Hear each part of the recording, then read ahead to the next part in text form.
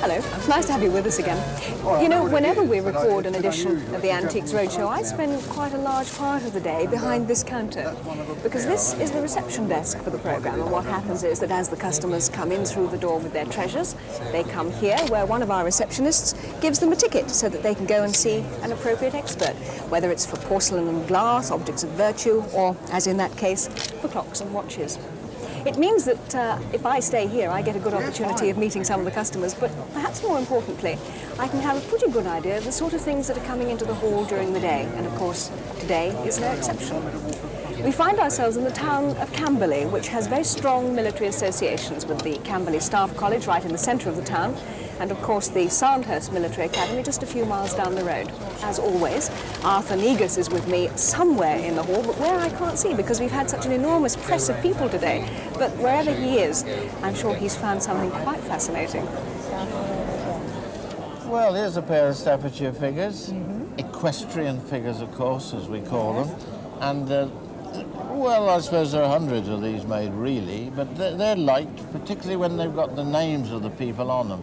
It's much nicer to have these named ones than saying you've got a lady and a gent on horseback. Yes. Why do you like these then? Because these are late. They're about 1880, you know. Ah, well, it's because of the local interest, you see. What, to Camberley? To Camberley, yes. Farnborough Hill is not very far from here, and that is where the Empress came when she left Chislehurst, after she was exiled from France. She and Louis himself came to Chislehurst, and then he died, and unfortunately the Prince Imperial, their only son, was killed in the Zulu War, fighting against the Zulus on our side, and she was so upset with the Chislehurst house that she came to Farnborough Hill and built the mausoleum there to hold the tombs. When did she die? She died in 1820. 1820? 1920, I'm sorry, 1920. She was 94. Now, it's a funny thing, you bring back memories to me, because when I was a boy, my father took me to a sale at Farnborough Hill after the death of the Empress Eugenie. How interesting. Well, I never did. Yes. Well, oft times these things are a bit knocked to bed, aren't they? They get bust a good deal. One always looks to see if the heads have been off, have been beheaded. These are in very good nick, aren't they? Well, the head was off this one. Was it? Oh, and the foot. The foot was missing. And what about this one then I've got here? And that, Let me get rid of this one just for a minute. Let's slide him round there. And that leg was missing there. This leg was off? Yes. It was missing. It was missing. Who put it right? I did. What, made up? Yes, Not I made stuck it. back on? No, I made the leg and put it on. Well, I think that's clever. But I copied it from the Pew book. I had the Pew book but to that see doesn't matter. what You've it got should a little look bit of skill down here, haven't you? Well, that's so, because the colour's lovely and the shape is grand. Well, congratulations. Nice to meet someone who can do a little job. Well, it's a labour of love when you're fond of them. I paid 75 pence for it in a charity shop. I bought it because I thought it was a shaving mug. It might have been. I think actually they were for drinking out of. Yes. You well, think they were for drinking out of? Yes. No, I think you made a good buy there. Yes. And how much do you think it is approximately worth? £400 or £500. £400 or £500. Yes. Usually you'd insure it for about £500. If I told you this painting would be worth £40, would you be surprised? No, not if it is all, no. Yes, you would have thought it to be worth something in the order of £40 or £50. Maybe. Yes. Well, I've got very good news for you, because Murray Tenkate is an artist that has risen quite dramatically over the past 2 years, and today this picture has a value of approximately £2,000. It could even bring more. In Holland, the market is particularly strong, and there was an auction sale that I attended about 4 months ago, and there was a smaller example by this, not quite as charming, that bought £1,700, so that I can say with every confidence that you would have no trouble at all in achieving £2,000 for it. Well, I've seen one or two of these before. This is, in fact, a Swiss watch made in the end of the last century. They were made from about 1870 through till about 1910. And they really are the forerunners of the wristwatch. They come in both silver and gold. This one is in gold. I'll have a look, see what carat, if I can. 9 carat. And they were made in very, very large numbers. The dials are either in this gilt engraved metal as this one, or they're in white enamel. And the value of the gold ones varies between about 40 and 100 pounds, depending on the size, the condition, and the quality of the engraving. And the silver ones from about 15 to about 50.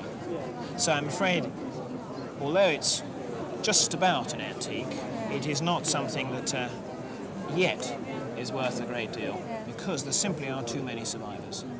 Terribly fashionable, Art Nouveau. You like it yourself? No, I think it's horrible. Yes, but it is. It's quite interesting because everyone has at the moment Art Nouveau and Art Deco, which is the Art Nouveau is around about 1900, turn of the century, L'Art Nouveau, and Art Deco began in the sort of 1920s, 1925, the Paris exhibition it was shown.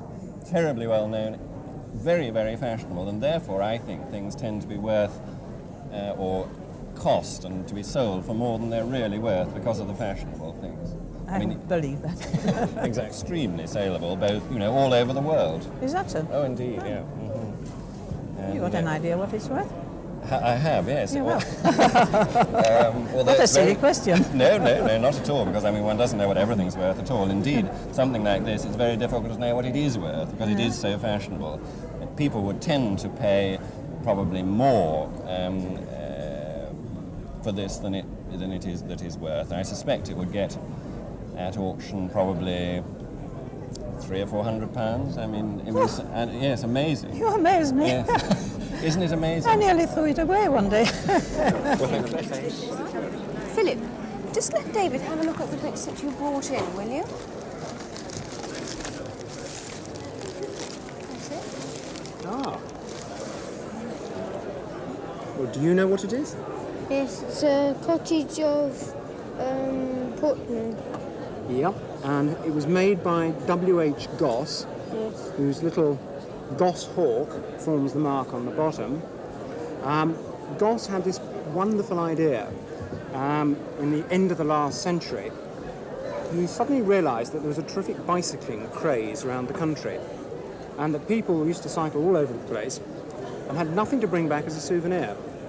So he thought he would make some little piece that tied up with wherever they were, and you bought it for a few p in the local shop, pence it was then, in the local shop, put it in your saddlebag and pedalled home. So you could make a big collection. Now most of the things he made were very little pots with coats of arms on. Have you got some of those in your collection? You have. Well, he also made a few cottages like this, and these are rare. And have you been collecting long, these? Well, since I was like How long ago was that? 3 years ago. 3 years ago. And did you buy this one yourself? Yes, I bought it at a jumble sale for 10p. Well, you've picked on a very rare one. One of these was sold in 1977 at Sotheby's for £170. Now, I suspect that if it came up for sale now, it would be well over £200. It's a very, very rare one. So you're doing pretty well. The bad news, having got over the good news, I suppose, is that the little pieces, which most of your collection forms, are actually quite common. Now, with very few exceptions, the little models are only worth around £1 to £3 a piece. But even so, 43 pieces, some money in there too. What do you think about the information you've been given by our experts? How do you rate them? Brilliant. Brilliant. Oh, wonderful. You can come back next time. It's a nice little object. You've done very well. Keep at it. It's surprising how tight these pans hold. Once you put the priming powder into the pan and snap it home, you can turn the pistol around and the powder won't come out. But if ever you cock it, never fire them off. Always put this at rest and ease them off. Inside here there's a V-spring, and if you let them go, sometimes the springs come out and split your wood underneath. It is possible. And apart from which, the weakest part of the cock is the neck. If it hits that frizzen, they can break off at the neck. Originally made in a pair, holster pistols for wearing the horse's neck, each side, but most unusual of all because it's the length. I should think its value today by auction as a single pistol is something in the region of £2,000. Whether you're going to be surprised or not, I have no idea. But first of all, I have to tell you that this is not genuine. Really, that does surprise me. I thought it might. This is really quite a clever copy. A clever copy it is, and I'll be able to show you why.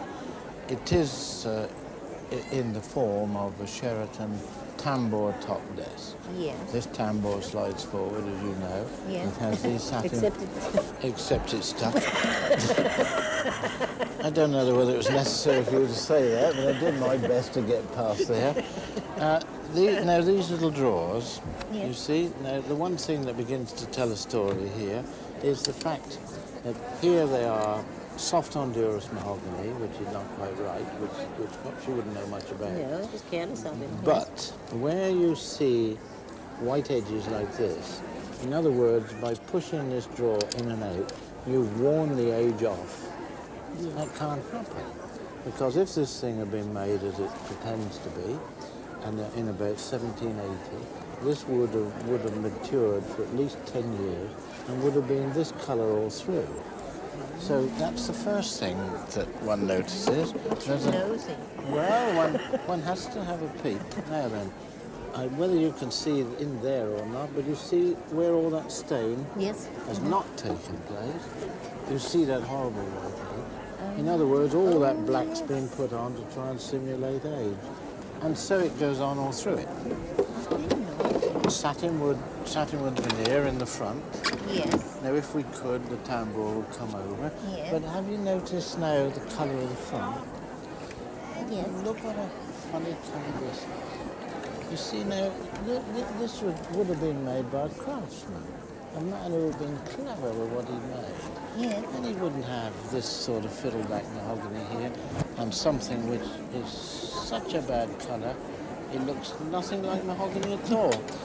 And just the same thing happens here. You'll cry in a minute. No, you won't. You stroke the pussy. Yes. Now you see all nice old oak linings, Yes. deliberately used. But what a funny place to have a handle.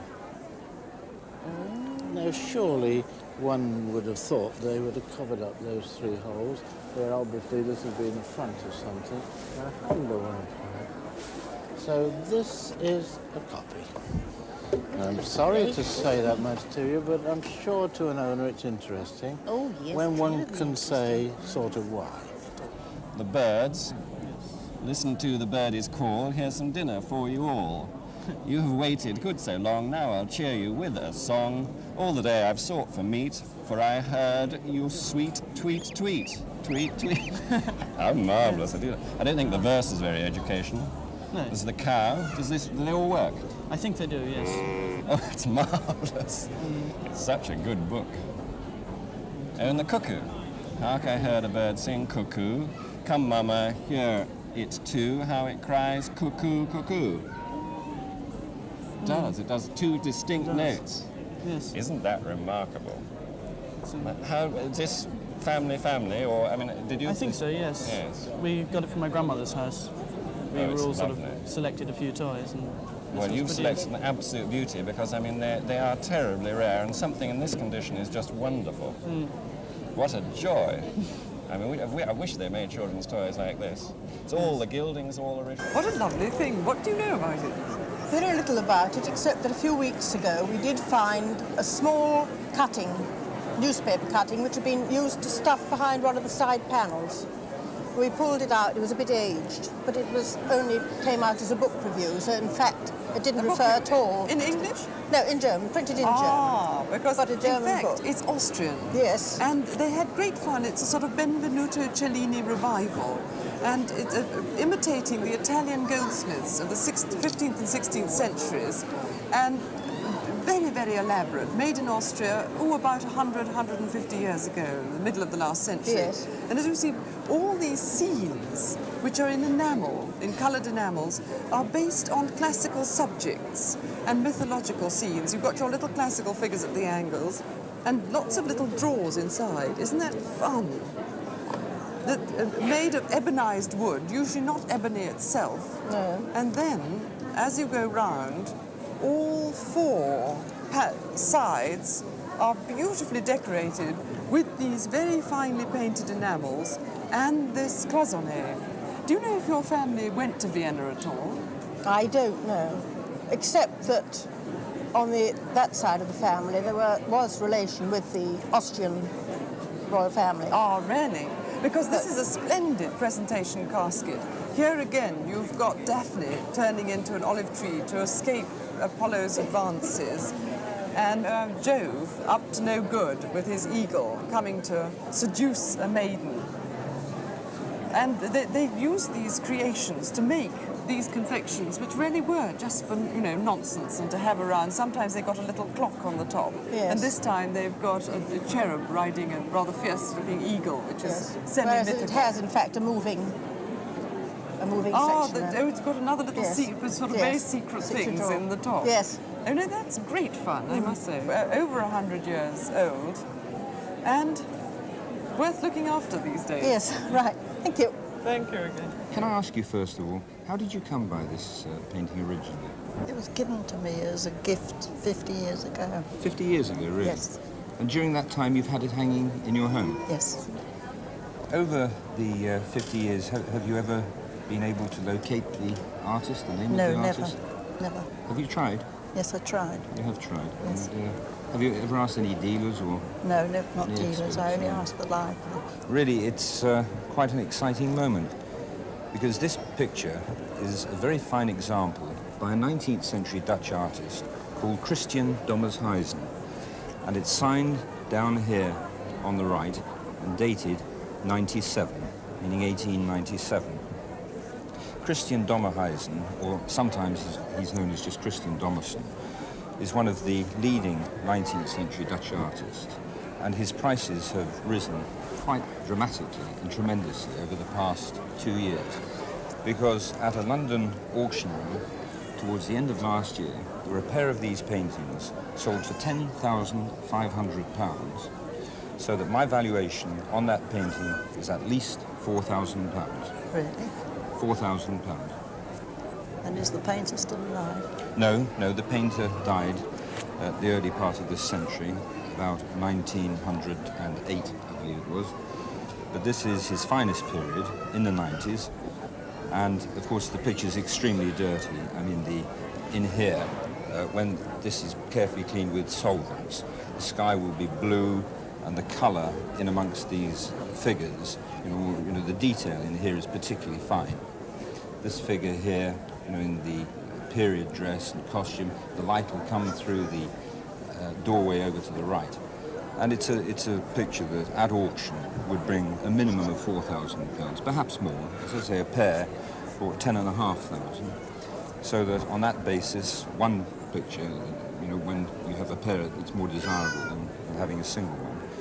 But it would bring at auction a minimum of £4,000, so that one would expect a dealer to, having had it cleaned and framed and everything, ask somewhere in the region of £5,000. So from something that you thought was worth perhaps £50 or £60 5 minutes ago, well, the frame got wormholes in the back. Well, I wouldn't worry too much about the frame. I think Well, we have here something very interesting. This is a water clock, or a clepsydra, as I'm sure you know, the ancient term. And it works on a fairly simple principle. You've got a brass dial with engraved spandrels and decoration on it, and a cylinder also in brass down here with a float. And at the bottom there's a tap. The water drips out of the tap into this container in the bottom, and hopefully the float runs down steadily and the hand goes round and tells you the time. Yes. But in fact, they did not exist in the period in which they're supposed to have been made. Now, we've got a date on the bottom. We've got Edward Larkins of Ye Town, Winchester, Anno Domini 1621. but in fact they never existed in the 17th century in this form. No. It was used by the Greeks and the Romans and the Egyptians, the clepsydra as a timekeeping device, and it was used in medieval times. But since the 17th century, you had mechanical clocks, and really you had no water clocks. And these were actually made by a firm called Pierce and Page at the Eileen Works in Sherlock Street in Birmingham. But these were made by this company in the latter half of the 19th century. They're still in existence, and they still make them today, but they're nothing like this. And these really were very well made. They were, a lot of work's gone into carving it. It's simple, but a lot of work's gone into carving it. Yes. And they weren't actually trying, I don't think they were trying to fool anybody, otherwise they wouldn't have published a catalogue. But they've done a tremendous amount of work. I think you can see down here this old iron bracket riveted on, and this simple sort of bent-over construction. Yes. Which gives it a good age, a real old look, yes. And in fact, they've become quite rare and collected in their own right. Are they? So they're That's quite interesting. Quite collected things Yes. today. Where did you acquire it? I kept a little pub on the borders of the New Forest. Yeah. And the local customers used to bring me in all sorts of most interesting things. And I acquired this for a few pints of beer. Well, that's well done. Yes, and it was of great joy to the customers because I tried to persuade them, instead of putting water in, to put beer. Did it run? Did you ever It works on beer just as well. Oh, just £1,000. No. Oh, yes. 1,000? Yes, I think absolutely so. Good Lord. I mean, it's a very, Well, very good object. it's my mother's. My grandmother had it, and it was sort of knocking around, and good It must Lord, be. she'll have a fit. It must be. I mean, She'll it's have a a marvellous fit. thing. I mean, it can, you know, it's a lovely thing. Crikey. Good Lord. It is, I think it's beautiful. The quality of the engraving is very high, and what is nice, it is absolutely contemporary mount object. And the glass is conceived to go with this gilt copper, and I think you've got a really lovely thing there. Does it have any special name, a special sort of drinking cup? No, or it's just a loving cup? tankard, just a tankard. Because Grandmama thought it was a loving cup. I don't think so. I think that's her idea. It has nothing in it to suggest a loving cup, and all the subjects are formal. And a loving cup generally has billing doves or hearts or something like that. This is just a very smart mug. Oh, well, that's lovely. Thank you very much indeed. David, when we were in Oldham a couple of weeks ago, you were showing us how to clean a painting with soap and water. Now, I've been listening to you talk about this very fine painting. This is quite a different job altogether when it comes to cleaning.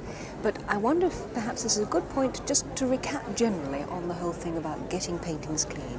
Now, this is a very, very skilled operation, as I mentioned at Oldham. Even with soap and water, I did mention the point on that particular programme that people should not attempt to do it unless they are being expertly guided in it. But of course, when we start talking about removing varnish with solvents, that is altogether a different kettle of fish, and something that should never ever be undertaken by a member of the public. When I was 17 years of age and started in the business, I spent about the first 5 years at the arm of a restorer, watching him clean paintings, just watching him clean. Watching pictures, the way they clean, the way paint reacts to chemicals, because unless you understand the chemical makeup of paintings, you can get into the most awful trouble. So don't rush at it like a bull at a gate. If you're going to do it, take it gently with soap and water. And if you're going to do it, don't even consider doing what you're about to do now. It's just so that you can show us, perhaps on that little patch there, what really is underneath all that. Yes, well, there's more than just nicotine on here. It is the varnish that's discoloured. So that in my right hand, I have the solvent, which has been very gently applied to the cotton wool. And if I just circle it round and round. Wow, look at that! Good Lord! Now, I'm just beginning now to feel it pulling. Now, immediately, I have to neutralise it. Now, there you see you have the classic thing with the blue, yellow making green. There we have it back to blue. Now, the way to get all the remainder of that is with a brush, and then the solvent is applied through a brush, very, very gently. Down here, you see, you get a grey purple colour. I know Donaldson's work, and I know the way to put it. Good Lord! It's like discovering a whole new painting. Yep. This is the most fantastic.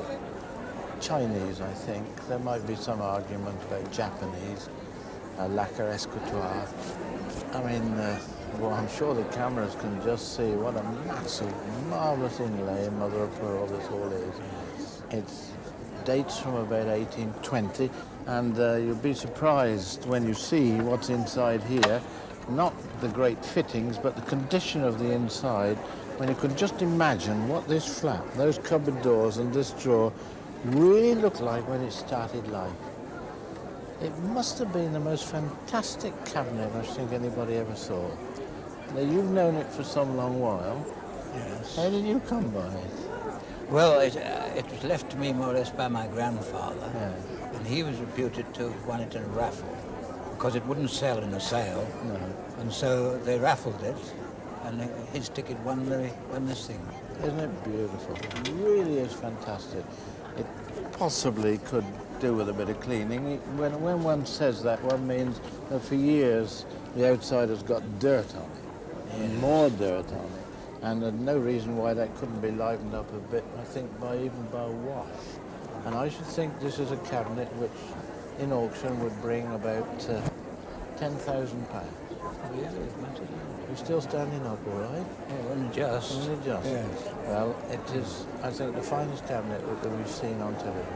Oh. Thank you very much for bringing it along. I wonder if you can tell me anything about these little figures. Well, I can tell you one thing. Of all the thousands of things that I've seen on both these series of the Roadshow, these are the things I would most like to own. Yes. I think they're absolutely charming. I suspect, well, I can tell you that they're Japanese, and they date from the third quarter of the 19th century. Yeah. They're in a porcelainous material. They look at first sight to be earthenware, but they're porcelainous. Yes. They're decorated in enamels and gilding. This wonderfully grumpy-looking tiger does bear an impressed mark, Yes. but it is too blurred to read, sadly, so we will never know who made them. I think they illustrate the story of Monkey, which is the Yes. Chinese legend of how the Buddhist scriptures got from India to China. It's a wonderful story, well worth reading. You can buy it in paperback. And this little chap is the monkey, the sage equal of all heaven, who stole the peaches of immortality. Yes. And became an immortal himself. And these are his companions, a pig and a tiger, and there was a dragon involved as well. Oh. Absolutely marvellous. Value,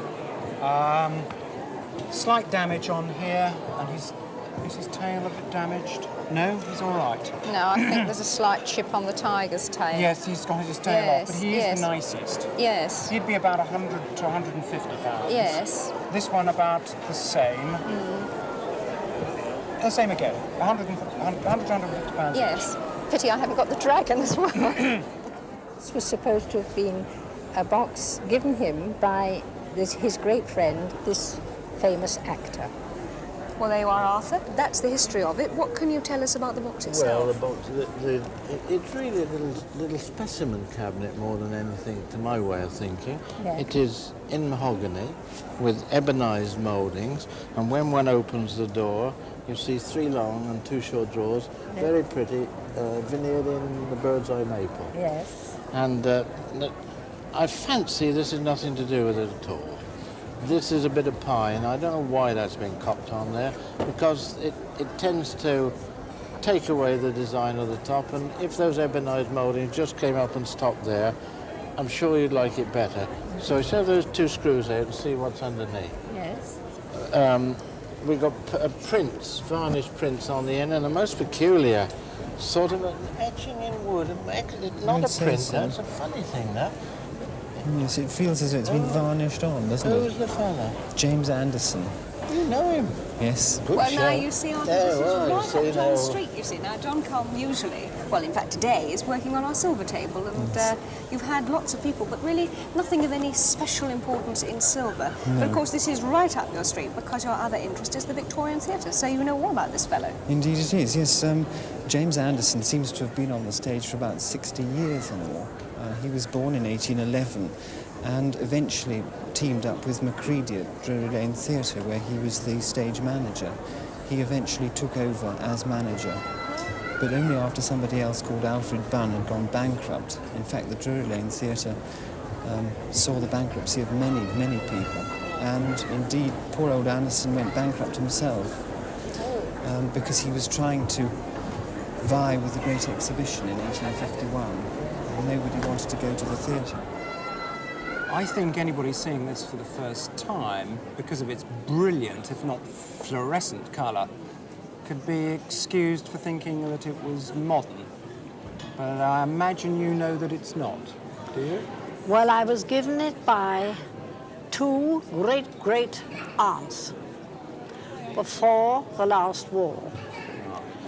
And I've always wondered, perhaps you can tell me, if you think it was used for something like custard or something like that, or whether it was just made for an ornament. Well, it's a good bit earlier than the First War. It's a good bit earlier than your two great aunts, actually. It dates from somewhere around the first quarter of the 19th century, and we can probably get somewhere near the date from looking at the bases. As to what it was made for, it was made for ice cream, custard, something of that, sorbets. Date? Well, I always thought these were made in, yes, about 1825. Yeah. And Spode. And Spode, yes. And made of porcelain.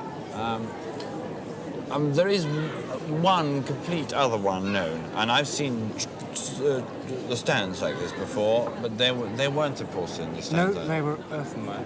But yes, here we have the Spode painted mark. Yes. Which can be anything in date from 1812, is it, to 33, I think. I think 30, Copeland Garrett comes in. I think the only way we can... No, look at Godden, I know. This is the reliable Bible for checking on English porcelain factories, and we can get from this the exact date of the mark. But you tell this has every single little mark, which obviously The one interesting can't thing go in one's about head. this is that we have, in fact, it's transitional between Spode and Copeland and Garrett late Spode. And here we have a later mark, a printed mark. Than that mark, you see. Yes. This one and that one only have impressed marks. Well, that should be at the latest 1833, that mark. Yeah. Yes, you see, that's open there. And now you look at this, and what is interesting, like the other ones that I was talking about that I'd seen, Yes. it's earthenware. What we cannot remember, and what one doesn't know, unfortunately, is that in the complete set, the only so-called complete one known, whether the base was of earthenware and the pots were of porcelain. That is information, unfortunately, we don't have at our fingertips. I think this mark came in 1833. Yes. So I think we can say fairly definitely that this set dates from very close to 1833. It can't predate that. It was probably very nearly at the takeover period, in fact, 1833. There being two different watermarks, does it mean that necessarily they weren't all the same set originally? No, I think they were. I think what you've got here is the majority made at the very end of the Spode period and one piece at the beginning of the Copeland and Garrett period. The other thing is, it is perfectly possible that they're already all been made, and that since the marking process comes at, halfway through the manufacture of the thing, that is one of the earliest pieces marked with the Copeland and Garrett mark. Yes. It's a very, very rare and important set. The other set that Hugo was talking about was damaged, and this is, apart from one crack in a handle, I think. Yes, in the mark. Is in good condition? No, the handle's been right off. Handle's been right off, yes. but it is in basically very, very brilliant condition. I think this one particularly is lovely. Yes, I think that is the prettiest, really, isn't it? It's rather different to the And others. worth... Well, the last set fetched close on £1,000, I think, in 1970. Was it as late as I thought it was in the late 60s. I mean, it Perhaps is it was, a decade, 69. 10 years ago. 10 years ago now. Yes. I think that this one is worth more than twice that. I think that's I think more so. than twice that. I think probably sort of £2,000 to £3,000. Incredible to think that in the Regency period, this is the kind of colour that they were used to. One associates this so much with the idea of high-coloured Victoriana, but this is not Victorian colouring at all. No. It's much more 20th century colouring. Yes. Very fresh. Beautifully fresh. I see they've got a very good home. They're lovely being looked after. Thank you for bringing it. Thank you very much. Well, Arthur, I think we've had another bumper day today at Camberley. More people than ever, which means more items than ever. And certainly there's been an absolute bonanza with pictures and particularly furniture. Absolutely true. Really been quite remarkable. The furniture's reached a very high standard. I've kept something back to show you that I think you'll also like. Not as big as any of your furniture, but this. It's a beautiful little locket, and it commemorates someone that I'd already heard of, a man called Richard Lemon Lander. I've heard of him because there's a large statue to him in the middle of the city of Truro in Cornwall. If I can just open that, there he is. Richard Lemon Lander, the man who discovered the River Niger. Nice. And on its back, a lock of his hair and his initials in seed pearls. There used to be a lot of these around, weren't there? Yes, and it was a common occurrence to have these memoriam sort of lockets and rings, hair set, just like that. And it's a style, I must say, I like very much. Just fancy someone trying to do it today. Yes, indeed. I've also kept back this. Now, it looks just, well, it is just an ordinary little brass candlestick, but there's an interesting story. It belonged to a gentleman who was a gamekeeper at Windsor Great Park, and he lived in one of the small cottages. The cottage burnt down, all the family possessions were lost, so everyone clubbed together and gave something to the family so they could restart their home. And everyone included the lady in the great house, none less than Her Majesty, Queen Victoria, who presented a pair of brass candlesticks to the unfortunate family, and it says there, Windsor Castle, 56, which is presumably the number of the candlestick in the house. That's delightful, Yes, isn't they're it? quite nice. What have you got? That looks like a tea caddy. No, it's not a tea caddy. It is just a simple cigarette box. Made in about 1920, so... That's a bit young for you. That's too young for me, but this is such superb quality, and it's so simple, it just performs. I think that's the word for it. You just watch it. You'll understand now why I've kept this, because this is really lovely.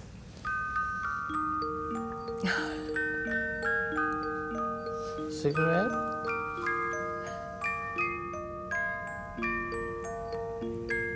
Just long enough to take one Just out, all right, yes. Everything's taken care of.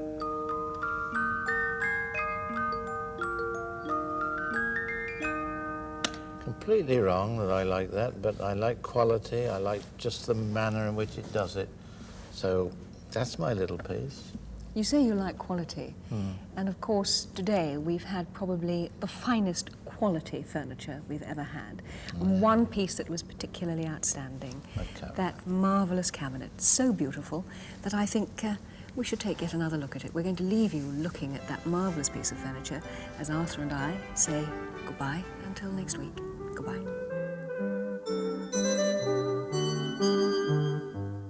An intriguing story of missing treasures. How did ancient artefacts simply disappear? Shadow World, Thief at the British Museum. Listen on BBC Sounds.